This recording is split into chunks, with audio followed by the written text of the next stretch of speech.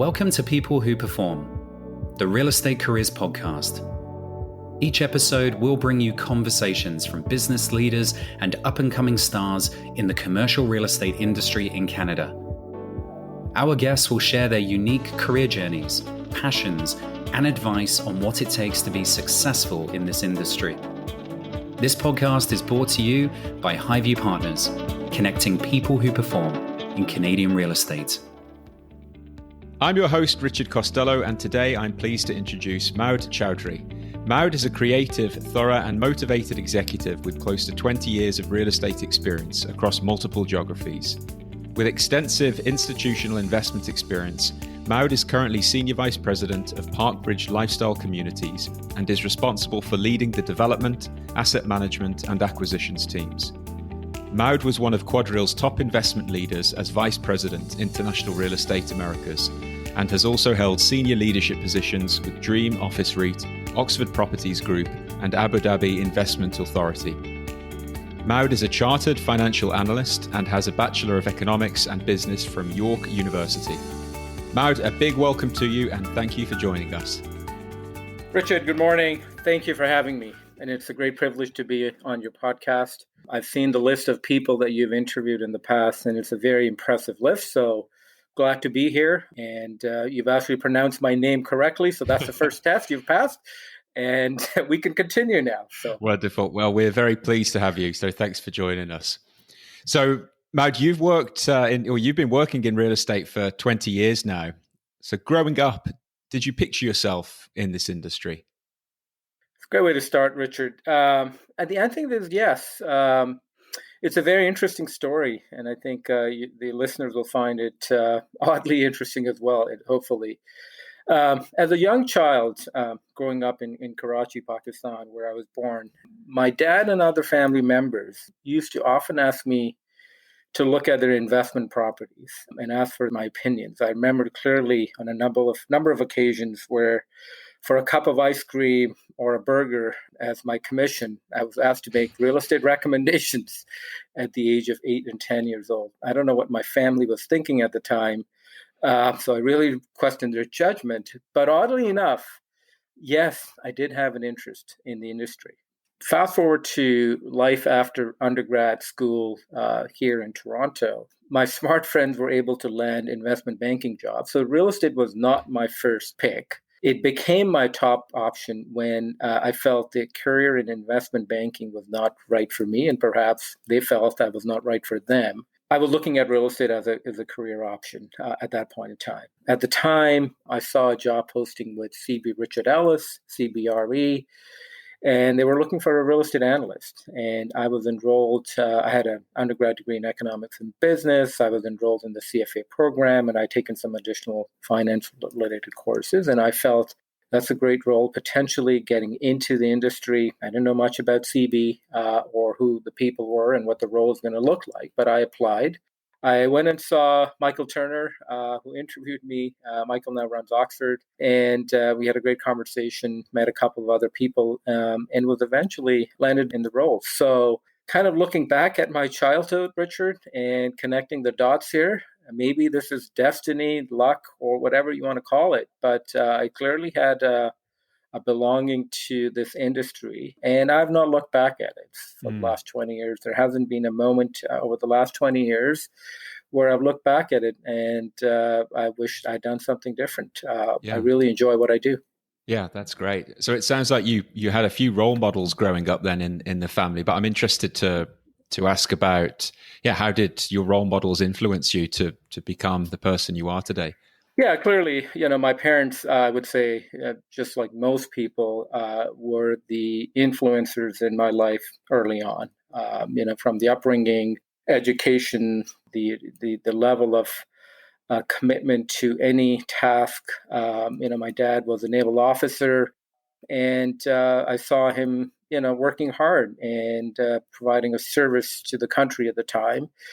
The role model for me, apart from my parents, would if I was to name somebody, would be a squash legend, again from Pakistan, given my background, and is Jahangir Khan. He was an all-time great. I grew up watching him. I actually met him, saw him, how he trained, and his story is very interesting. He came from a humble family, a family with a lot of roots in the game, but as a young child, he had a herniated disc, and he was told he would never, ever walk again. And he rose up against all of the challenges and became the greatest squash player ever in the game, from my perspective. The nicest guy on and off the court, but he never gave an inch to his competitors on the court. He never reacted badly. And as a young kid, I remember watching him, meeting him, talking to him, and something kind of resonated with me about his level of hard work, preparation, the self-confidence that he had, the strategy that he had, and the route that he took for his success, and the attitude of never give up. I still think that resonates with me to this day today, and I still hold him as my ultimate role model in terms of you never give up, and you got to go and do, and you can do it. So long answer to your short question, but it's a sports analogy. For me, he's an absolute role model, and I think the lessons that I learned from watching him train, play, are actually lessons that I could take in my real life, and I use them on a daily basis. I think that's a great answer, and I'm definitely going to check out the story of Jaghir Khan. So you mentioned that you started your real estate career at CBRE. Do you mind giving us the Coles Notes, the run through of how things evolved for you over the past 2 decades to where you are today? It's been an interesting journey for me, and a journey that has been professionally and personally extremely fulfilling. Real estate and the careers that I've had have given me a lot. So the journey started with CB about 20 years ago as an analyst working for Michael Turner and Peter Senst. Luck behold, I landed in a team, probably still the number one team in the country, although Michael no longer with the team. But in terms of the investment acumen, appetite, the deal flow, so I was really put to test in terms of working for a phenomenal team with a phenomenal track record, brand, reputation, and hungry for deals and success. Really, role coming in for me was to come in as an analyst, understand the numbers, get some work done, be the expert in terms of the analyst, put packages together, kind of keep your head down, learn, make contacts, ask questions, and be a value add contributor to the team. That's how you get your feet into the industry. As the roles evolve, I would say from an analyst to kind of a mid-level role, you evolve as well. You have more decision making. Some of the roles I've had in the past with Great-West Life as an asset manager, I actually had my own real estate portfolio that I had to manage. So, you quickly move away from numbers behind the screen to people in front of you, right? You're now in a leadership role. You need to make decisions. There's some delegation that's available for you, but you still need to know what's happening in terms of your portfolio. You have a much broader responsibility, and hence you need to think differently, think a bit more strategically, but still responsible for the tactical execution. The communication skills and the presentation skills come in handy because at that level, you're now responsible for not only the numbers, but also delivering the content to senior level management. And as my roles have evolved in the last decade or so, roles leading into my role at ADIA, Abu Dhabi Investment Authority, as a portfolio manager, managing a large portfolio in the US, Mexico and Brazil, to my role with Oxford, managing a large relationship like Canada Pension Plan, the JV that Oxford had, to QuadReal, and then Parkbridge recently. It's obviously grown in terms of seniority, but it's more strategic. I have a team that is fully capable of handling most of the work. So really, you need to set the goals, set the strategy, arm the team with information they need, and then really delegate to a point where the team is empowered to make decisions, focus on team development, and you need to have a presence in the room in terms of, as a leader, people should listen when you speak. So kind of, if I can kind of break down my career into those 3 categories, right, kind of starting with the analyst level, thinking about the numbers only, growing into a mid-level role, thinking about decision-making, And then recently, it's really about strategy, relationship, and deal execution. That's really how I kind of draw the three buckets around it in terms of career progression, without going into the details of every single role. Thank you. I like the bucket analogy. And I think that could be helpful for people starting out in their career to understand the natural phases you can expect to move through. What about your experience in Abu Dhabi then? What have you been able to draw from your time there as your career progressed? Yeah. So we moved to Abu Dhabi in 2006. I have family connections and roots in that part of the world. So UAE is a third home for me. And we traded snow for sand and CCRA for tax haven. I hope nobody from Canada Revenue Agency is listening on this call, but it was a pretty attractive opportunity from a career perspective. Working for Abu Dhabi Investment Authority, ADIA, that's known, largest sovereign wealth fund in the world, one of the largest and significant real estate holdings in the world. This was a role to manage the U.S. portfolio, Mexico and Brazil being the other two countries. And we moved there in 2006. This was at a time, Richard, when oil was trading at about 146 a barrel. So lots of liquidity in the region, as you can imagine. And there was lots of deal flow. And it was a very busy time. It was an interesting time for us as I got into the role, understanding the role, and also was tasked with expansion of the team, but also the expansion of the real estate portfolio in general. And then 2008 and 9 came along. The global financial crisis changed a lot of things. The good news for ADIA at the time was liquidity and staying power in the market when others had to retrench, and move away from real estate. ADIA became an aggressive investor. Yes, there were some losses and impacts on the existing portfolio, but by generally and on kind of on the larger scale, we were able to move forward and do more deals.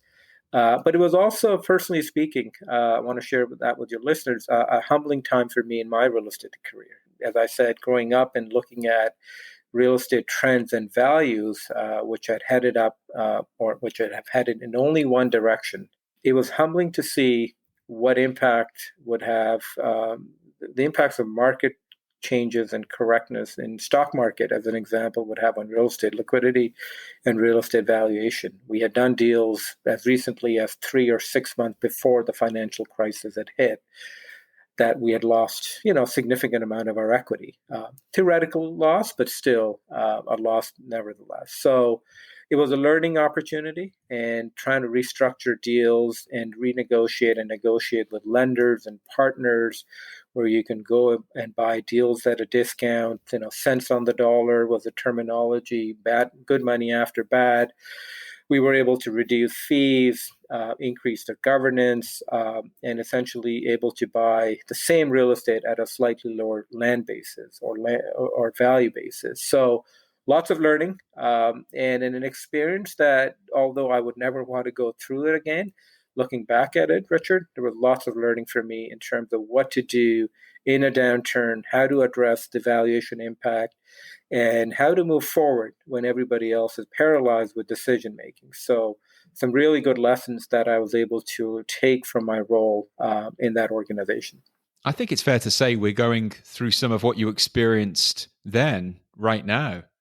That's right. Exactly. Different, but, I think some of the implications may be the same. I mean, for the first time, it's not the Wall Street that's causing pain. It's the Main Street. And unfortunately, it's our health as opposed to the financial health per se. Mm-hmm. So, but the impact may be the same on our industry. And I think certain decision-making metrics are exactly the same in terms of how to resolve issues, how to deal with tenants, partners, lenders, and others when you are going through tough times, either through your own creation or through the result of market disruption.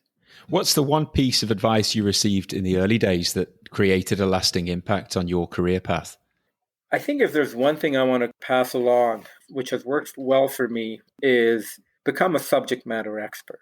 No matter what you do, no matter what your role today is, no matter how you're thinking about the future, become from good to great. It's that kind of story and the messaging. Just excel in what you do today. And you will command respect if you become that subject matter expert, where people want to come and ask your opinions, your advice, or ask you questions.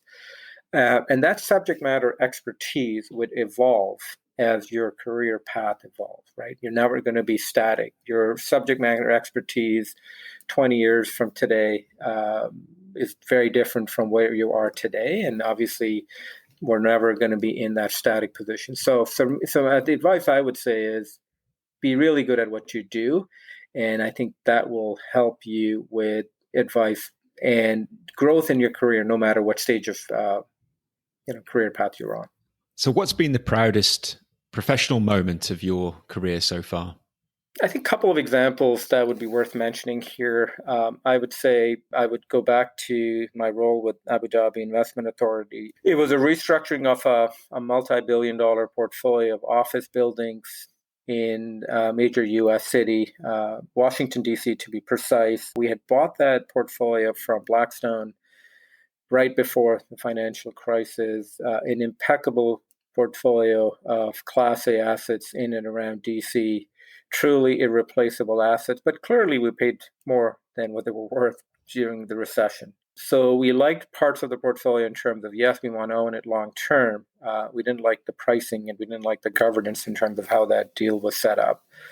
The global financial crisis allowed us to think holistically about our portfolio. So long story short, we were able to go in. I had a small team that worked with me, and we completely restructured the deal.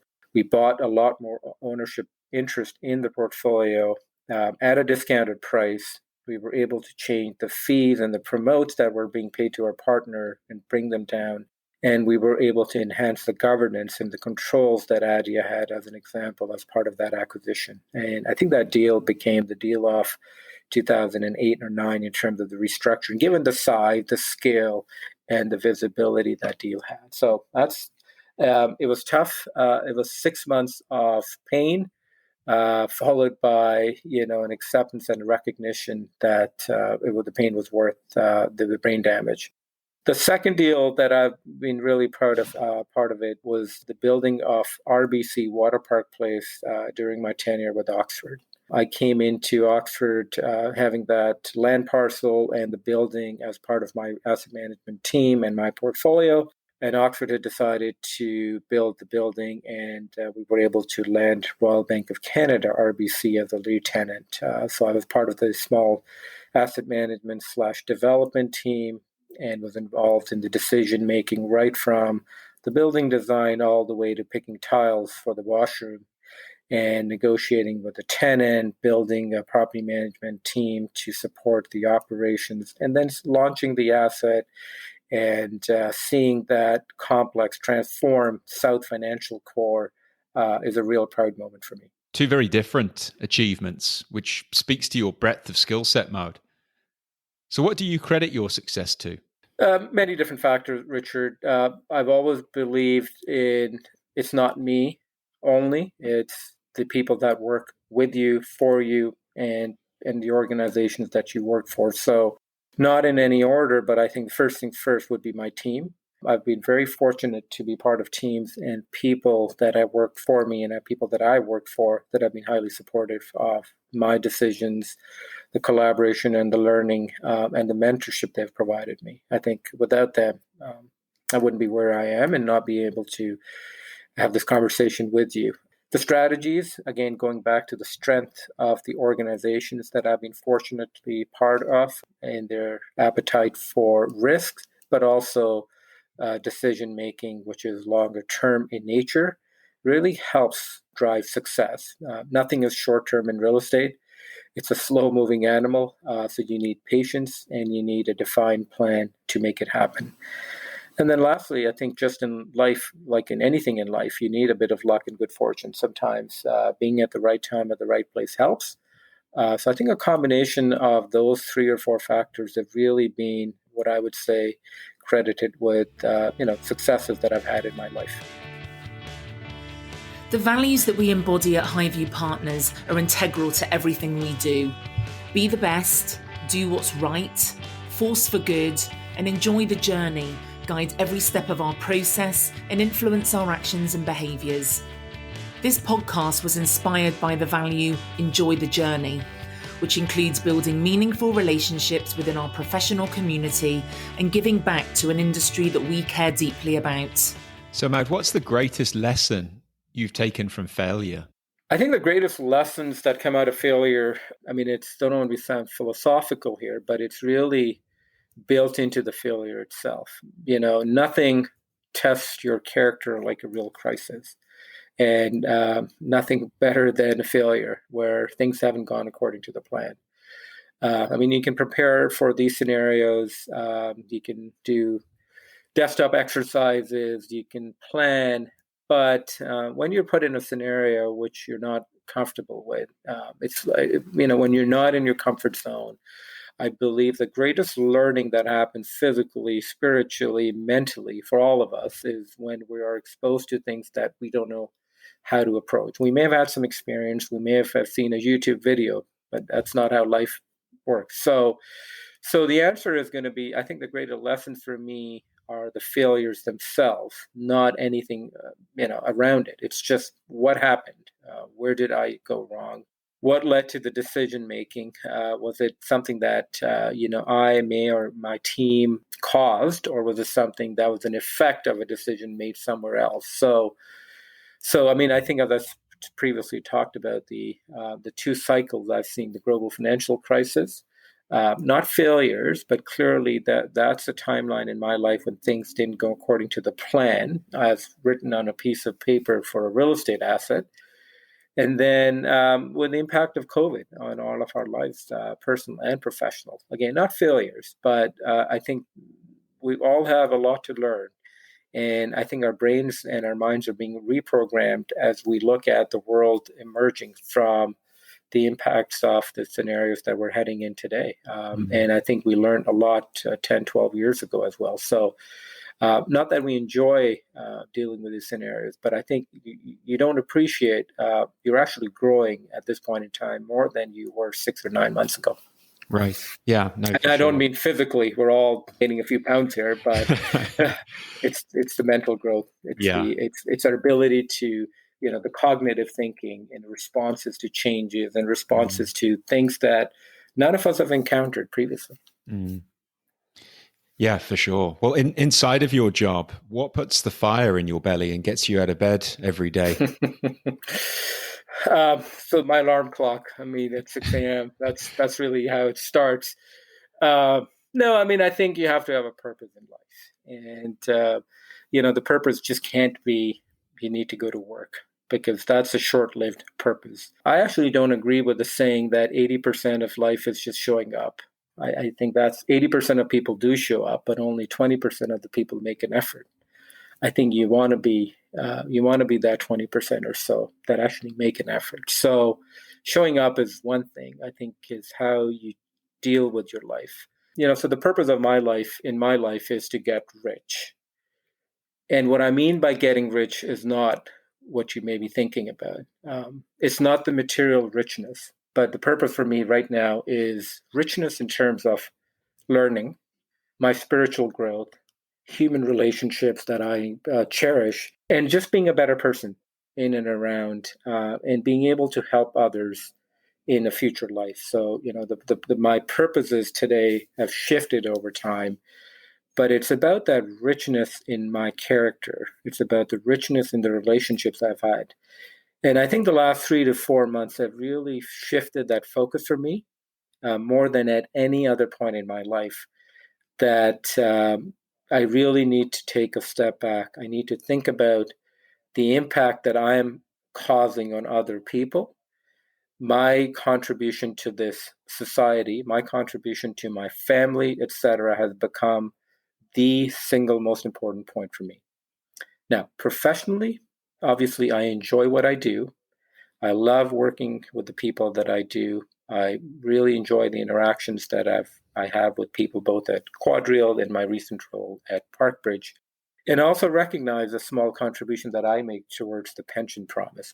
Working for a pension fund-owned entity, I think you can't lose that sight, that there is a benefit to the society in a role and the decisions I make and the fiduciary role that I have. So I just keep that perspective in mind. No, I think that's a great answer. And I promise not to edit the clip where you just say, my purpose is to get rich. So what does great leadership look like to you? That's a fully loaded question. I think that's a great question to ask. First of all, I think leadership isn't a job title. When we think about leaders and leadership in general, we look in a certain direction. And I think listeners would understand what I mean. We look at job titles. And for me, personally, it's not about job titles. It's about being a good human being. It's the interaction we have with people. In my view, great leaders are people in which other people have confidence, and you and you and are respected. When you talk about institutional roles in a real estate organization, yes, you have to have goals and objectives. But good leadership to me is people that are able to clearly articulate those goals, but are also very open to alternative responses and perspectives. They care about the people, and they're also capable of making hard decisions when necessary, because that's part of leadership. But they're self-confident without being loud, without being aggressive or dominating. So for me, I think if you can demonstrate those characteristics, I don't really care what the title is. I don't really care where you sit in the organization. I think you're a great leader. And how do you go about creating a work environment that your team find motivating? I think you'll have to ask them if I'm able to motivate them. But generally, again, going back to the previous question, you need to set the example right. It's lead by action, not just words. People talk about leadership in a theoretical fashion. My view is there's nothing theoretical about leadership. It's all practical. A lot of people say too many things and then are not able to follow through. So first things first for me is going to be, do you set the right example? Do you lead by action? Do you show your team what needs to be done? And be bold enough and brave enough to lead the team. I think to give direction to your team, you need to be able to set some goals. The goals have to be clearly defined, keeping in mind the feedback from the team. If you're setting goals in the middle of the night and letting your teams know, thou shalt do this, that's not leadership. You need to appreciate the team. They need to be seen as valuable members of your team, where every single person's work, opinion, feedback, and criticism and critical thinking is appreciated. You also need to empower them with decision making. I think that's a critical one for me. It's one thing to listen to people, but also to be able to empower them where they're actually able to make decisions. Because you don't want to make every single decision for your team. That's not leadership. If you want to make every single decision for your team, then you don't need the team, right? Then you just go in and get the work done yourself. So sometimes it's not efficient, but that's how your team grows, and that's how your team will respect you even more.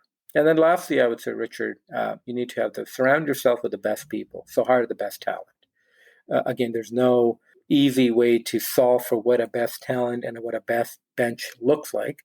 But every leader defines for themselves, what that bench strength looks like. But do your best to be able to be surrounded with the best people and hire the best and the smartest and groom them. An example that I want to share here is a story about leadership. And as you said, how do you motivate the team? It's about JFK going to visit the NASA Space Launch Center, I think when they were looking at launching the Apollo mission. And he shook hands with the cleaner. And he asked, so, sir, what do you do here? And the response back from him was, I'm helping put a man on the moon.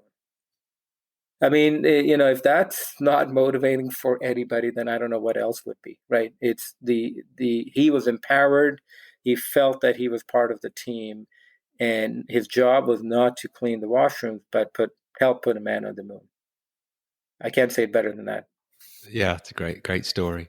So when work and life gets out of balance, what steps do you take in order to keep your body and mind in good working order?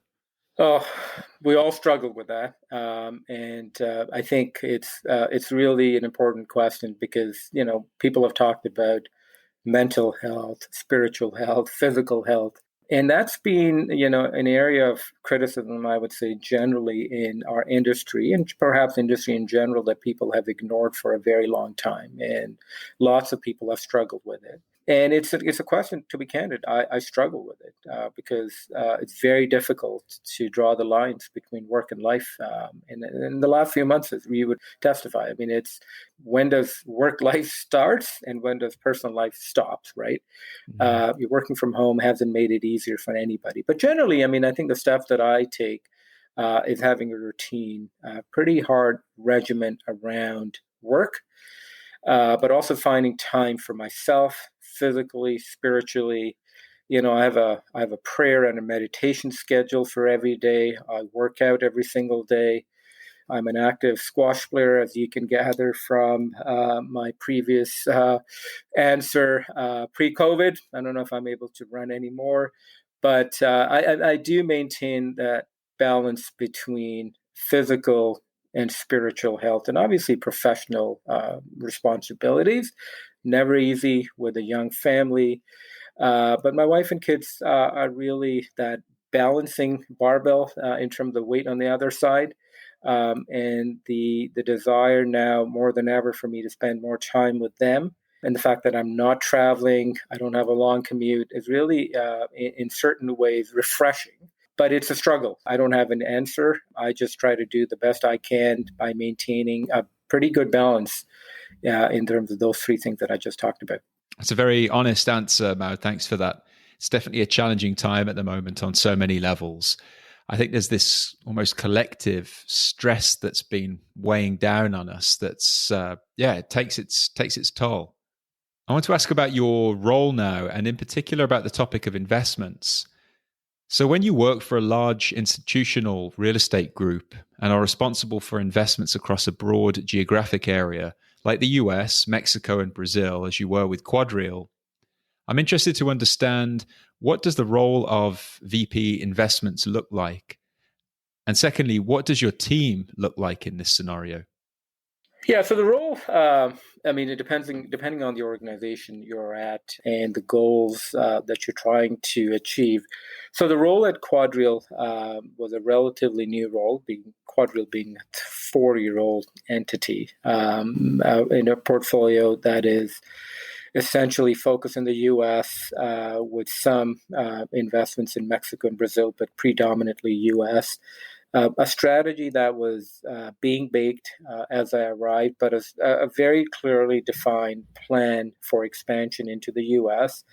and expansion into certain sectors within the U.S., armed with a great research and a strategy team and full support from senior management, our investment committee, senior, CEO Dennis, the head of Canadian portfolio Remco, and then the head of international Jonathan, being the three senior leaders at QuadReal. They had a very clearly defined plan for all of us. It was to grow the company in the U.S., find reputable partners, and be able to control our own destiny. The lessons, Richard, all of us took away from coming out of GFC was being able to control our decision-making, governance when times are tough.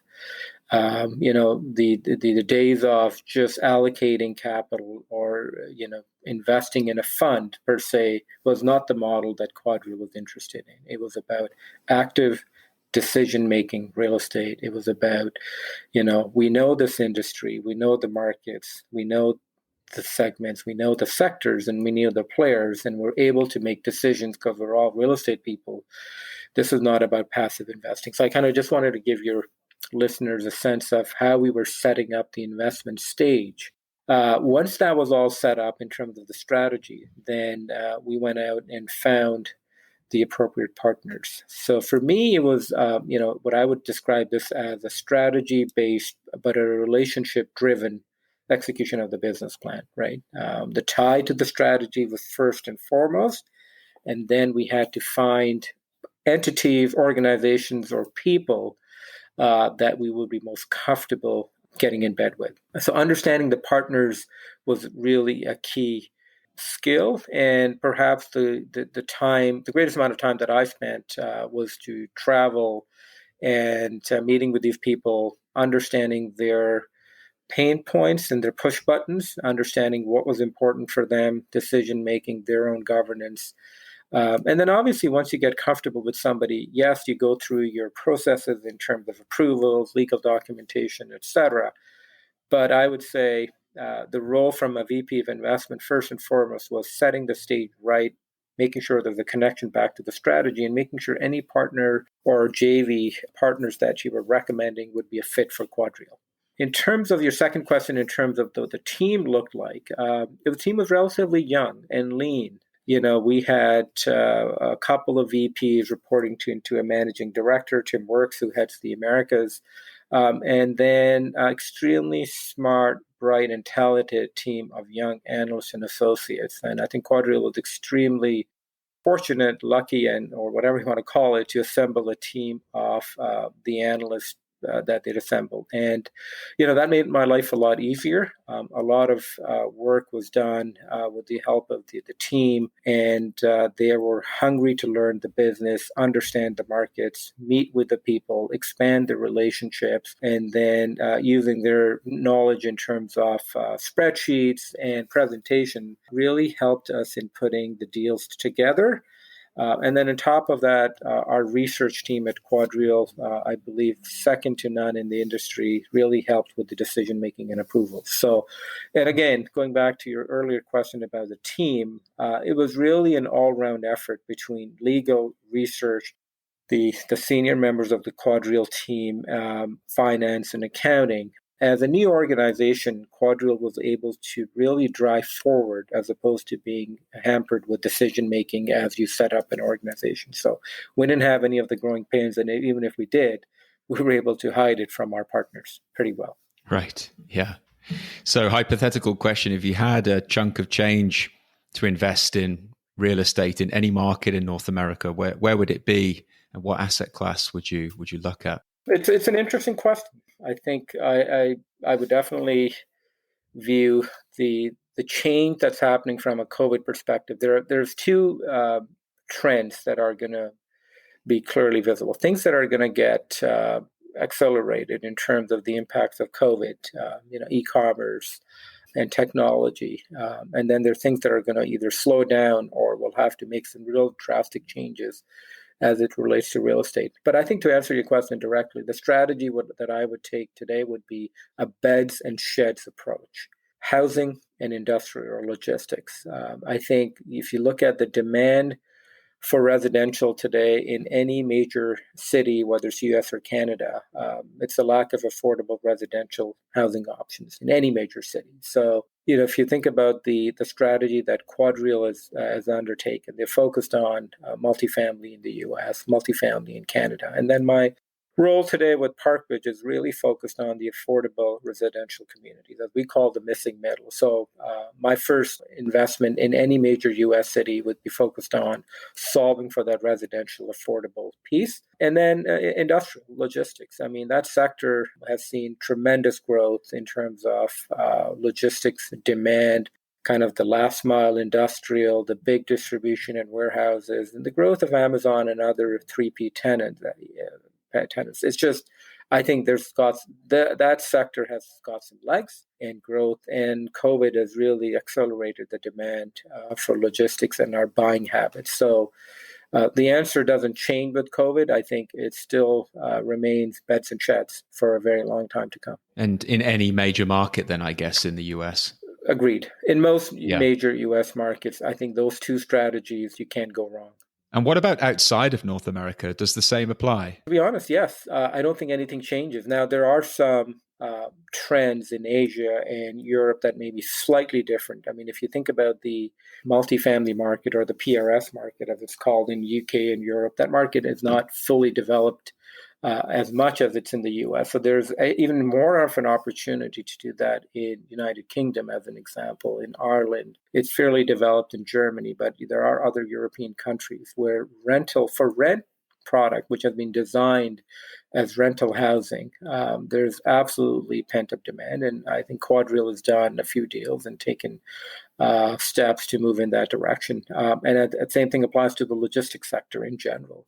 So yeah, I don't think it changes. The only thing I would add is there's another space that you should look at is data centers. The growth in data, the growth in how we use data to make decisions in our everyday life just requires somebody to house all of that information in terms of servers and protect that information. And hence, I think data centers have also become a very interesting place to invest. It seems like Canada could be quite well poised for growth in data centers, just given the fact that I understand they need a colder climate, ideally. Yes. And areas north of Calgary, etc., could be perfect. Yeah. And you also need cheap power. So the two things, Richard, you need for a successful data center operations, obviously, first three things, land, you need abundant land and you need cheap land. You need lots of power and you need power that's cheap and abundant. So hydropower in Quebec, as an example, Montreal has really established itself as the dominant place for data center and Bitcoin operators to come into the country. And then lastly, cooler climate. So yes, I think we're well positioned. And then the connectivity with Europe and North America in terms of the fiber networks, where you need to be able to run and provide that backup source of information. So we've got plenty of all of those three or four things here. So what advice do you have for anyone working in the industry that's looking to raise their game and get to the next level? Chase your dreams. Have ambitions and dreams that will make you uncomfortable. If they're not making you uncomfortable, then I don't think you've got the right dreams. So don't be afraid to go after your dreams.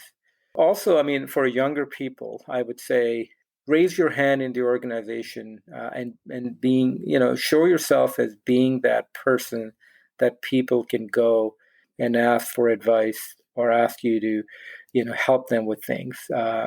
Make sure that you do get involved. Lots of networking. Make those contacts because you are the future leaders, right? So the associations and the networking and the contacts you make today will come in handy 5, 10, 15, 20 years from today. And if nothing else, they'll become good friends.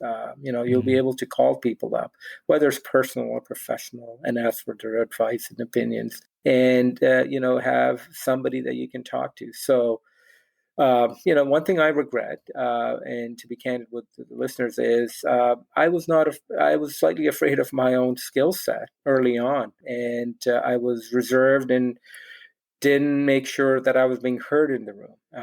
And I received that feedback, midpoint in my career. And, hopefully I made some tweaks and adjustment in my life, in my professional life, to change that. So it's never too late and nobody's perfect. So as I said, it's never too late to start or restart that. What do you want to do and how you want to be seen in your organization? And then lastly, going back to the earlier point, become that subject matter expert.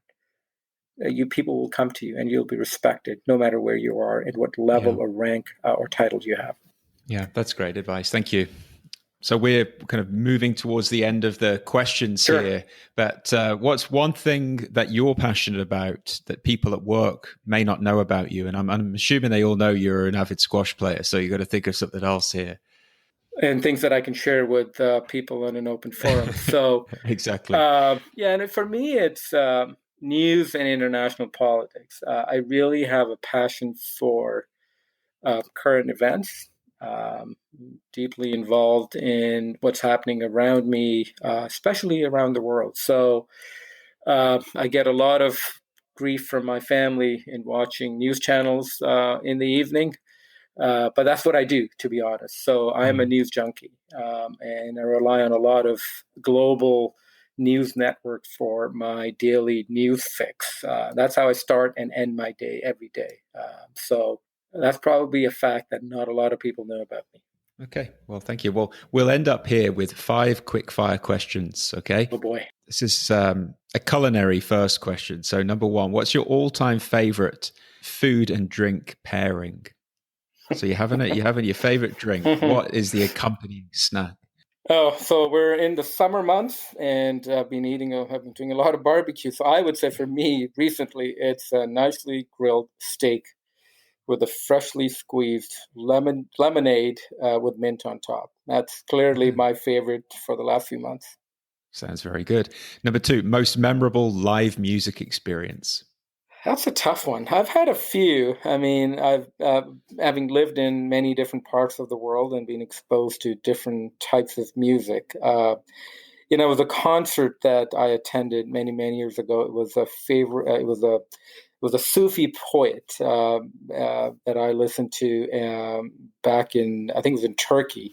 It was a live performance and in Istanbul, I remember, and it was about the Sufi poetry that kind of is part from that part of the world, and the combination of the physical surrounding with the musical instruments and the deep meaning of that poetry really was really live music experience. I mean, there were no name artists per se, so no famous names, unfortunately, for you or for your listeners, but that to me was a memorable evening that I still can't forget.